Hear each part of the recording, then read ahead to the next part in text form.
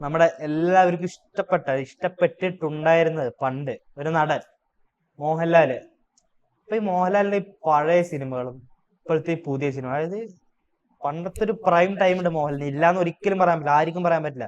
മോഹൻലാലിന്റെ powerful characters ഉണ്ട്, അതേപോലെ തന്നെ കോമഡി ക്യാരക്ടേഴ്സ് ഉണ്ട്, അതുപോലെ നമ്മൾ ചില പടങ്ങൾ കണ്ട കരയാൻ തോന്നും അങ്ങനത്തെ ക്യാരക്ടേഴ്സ് ഉണ്ട്. പണ്ടത്തെ പ്രൈം ടൈം ഉണ്ടായിരുന്നു മോഹൻലാലിന്റെ. റീവാച്ച് ചെയ്യല്ല പടം. അതെ, റീവാച്ച് എത്ര റീവാച്ച് ചെയ്യാനും ചെയ്യാം, അങ്ങനത്തെ സൂപ്പർ സിനിമകൾ ഉണ്ടായിരുന്നു. പക്ഷെ ഒരു ടൈം കഴിഞ്ഞപ്പോ എനിക്ക് ബേസ് ചെയ്ത് തോന്നിയിട്ടില്ല പ്രത്യേകിച്ച് മോഹൻലാലിന്റെ പടങ്ങള്.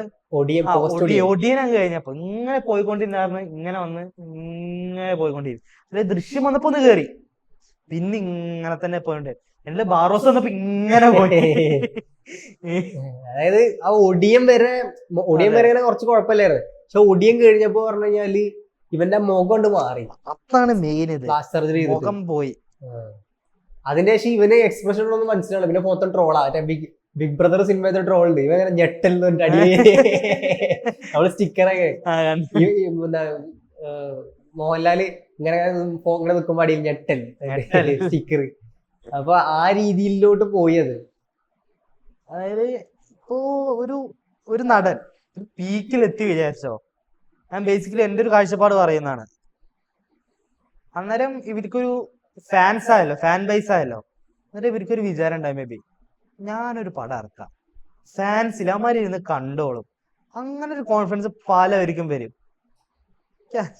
എക്സാമ്പിൾ വിജയ്. വലിയ എക്സാമ്പിൾ വിജയ് വേണേ പറയാം. കാരണം വിജയ് കുറ്റം പറയുന്നില്ല, വിജയിന്റെ ഒരുപാട് അടിപൊളി പടങ്ങളുണ്ട്, സത്യം പറഞ്ഞ അടിപൊളി പടങ്ങളുണ്ട്. പക്ഷെ ഒരു ലെവല് കഴിഞ്ഞ ഈ വാരിസ് എന്തിനാ ഇറക്കി നമുക്കേ അറിയില്ല. കുടുംബ പടം അബീസ് അത് എന്തിനാ ഇറക്കിയെന്ന് പോലും അറിയില്ല.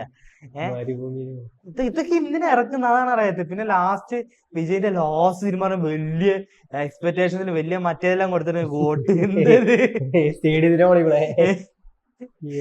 ഇതൊക്കെയാണ് അവസ്ഥ.